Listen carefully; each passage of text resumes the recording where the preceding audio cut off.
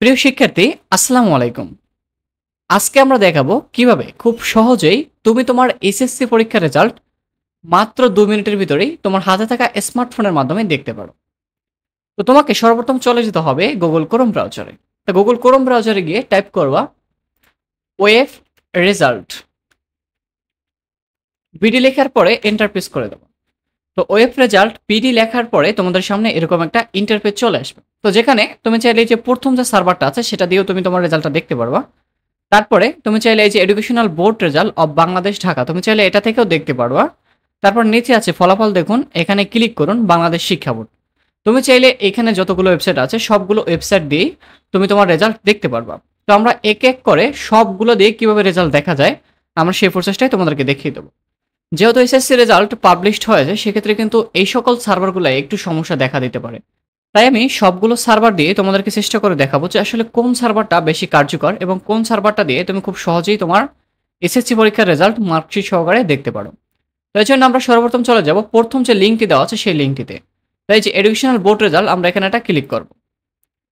তো ক্লিক করার পর একটুখানি লোডিং নেবে, তারপরে কিন্তু আমাদেরকে ইন্টারফেসে নিয়ে আসবে। তো এখানে তুমি সর্বপ্রথম তোমার এক্সামিনারটা দিয়ে দেওয়া, তো এখানে দিয়ে দেওয়া এসএসসি দাখিল, যদি কেউ দাখিল পরীক্ষা দিয়ে থাকো সেটা এটা দিয়ে কিন্তু বের করতে পারবা। তারপর তুমি তোমার পাসিং ইয়ার 2025 দিয়ে দেবা। তারপর তোমার বোর্ড দিয়ে দেবা, তুমি কোন বোর্ড থেকে এসএসসি পরীক্ষায় অংশগ্রহণ করেছো। যেহেতু প্রার্থী বরিশাল থেকে, আমরা বরিশাল দিয়ে দেবো। তারপরে তুমি তোমার রোল নাম্বারটা এখানে বসিয়ে দেবো। তো রোল নাম্বারটি বসানো হয়ে গেলে তোমার রেজিস্ট্রেশন নাম্বারটি এখানে বসিয়ে দেবো। তো রোল নাম্বার এবং রেজিস্ট্রেশন নাম্বারটা বসানো হয়ে গেলে তোমরা এই যে নিচে একটা ক্যাপচার দেখতে পাচ্ছ, এই যে 9 আর 1 10, তো আমরা এখানে 10 বসিয়ে দেবো। তো বসানো হয়ে গেলে এখানে যে সাবমিট বাটনটা আছে আমরা সাবমিট বাটনটাতে ক্লিক করে দেবো। তো সাবমিট বাটনটাতে ক্লিক করার পরেই কিন্তু প্রার্থীর সম্পূর্ণ ডিটেলস এখানে দেখাবে। তিনি কোন সাবজেক্টে কত পেয়েছে সেটা কিন্তু এখানে সম্পূর্ণভাবে দেখাবে। তো এখানে তিনি জিপি পেয়েছে 4 পয়েন্ট, তারপরে বাংলায় পেয়েছে এ, ইংরেজি পেয়েছে এ মাইনাস, তার যে সাবজেক্টগুলো আছে সে কোনটায় কত গ্রেড পেয়েছে সেটা কিন্তু এখানে সুন্দরভাবে দেখাবে। তো এই হলো প্রথম মাধ্যম। তারপরে এই যে দ্বিতীয় মাধ্যমটি আছে তোমরা সেটা যাবা। এই যে ফলাফল দেখুন, এখানে ক্লিক করুন বাংলাদেশ শিক্ষা বোর্ড। তো আমরা এখানে একটা ক্লিক করব।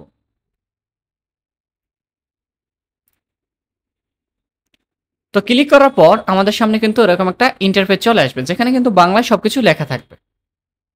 তুমি কিন্তু খুব সহজে এখানে দিতে পারবা। তুমি যদি ইংরেজি নাও বুঝো সেক্ষেত্রে কিন্তু এখানে তোমার জন্য খুবই ভালো হবে।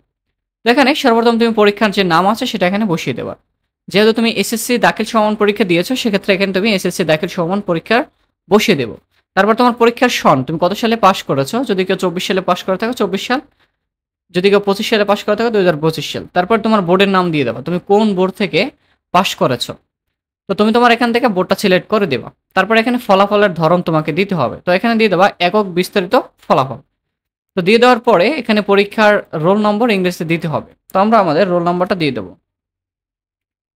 রোল নাম্বারটা দেওয়া হয়ে গেলে এখানে তুমি তোমার রেজিস্ট্রেশন নাম্বারটি বসিয়ে দেবো। তারপরে এই যে নিচে একটা ক্যাপচার দেখাচ্ছে, তুমি তোমার ক্যাপচারটা যদি না বুঝতে পারো তো তাহলে এই যে পুনরায় লোড করুন এখানে একটা ক্লিক করবো। তারপরে যদি না বুঝতে পারো তাহলে আবার ক্লিক করবো।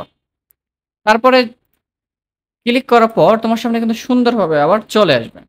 তারপরে তুমি তোমার ক্যাপচারটা এখানে বসিয়ে দিয়ে এই যে ফলাফল দেখুন এখানে ক্লিক করবো। তো ক্লিক করার পর এখানে কিন্তু সেম ভাবে তুমি তোমার রেজাল্টটা দেখতে পারবে। তুমি কত গ্রেড পেয়েছো, বাংলা ইংরেজিতে কত মার্ক পেয়েছো, তো সবগুলো কিন্তু এখানে তুমি সুন্দরভাবে তথ্য দেখতে পারবা। তারপরে কিন্তু এই যে উপরে প্রিন্ট বাটন আছে এখানে ক্লিক করে তুমি কিন্তু চাইলে প্রিন্ট করে এটাকে সেভ করে রাখতে পারবা। এই হলো আমাদের দুটি মাধ্যম। তারপরে তুমি ব্যাগে আসবা। তারপরে এখান থেকে তুমি কিন্তু সকল বোর্ডের রেজাল্ট দেখতে পারবা। এই যে এখান থেকে সেম ভাবে কিন্তু তুমি রেজাল্ট দেখতে পারবা। তো এই ছিল আজকের ভিডিওটা কেমন লেগেছে অবশ্যই কমেন্টে জানাবেন। আর এই চ্যানেলে যদি আপনি নতুন দর্শক হয়ে থাকেন তো অবশ্যই চ্যানেলে সাবস্ক্রাইব করে দেবেন। তো দেখা হবে আবারও নতুন কোনো ভিডিওতে। সে পর্যন্ত সকলে সুস্থ থাকুন, ভালো থাকুন, আল্লাহ হাফেজ।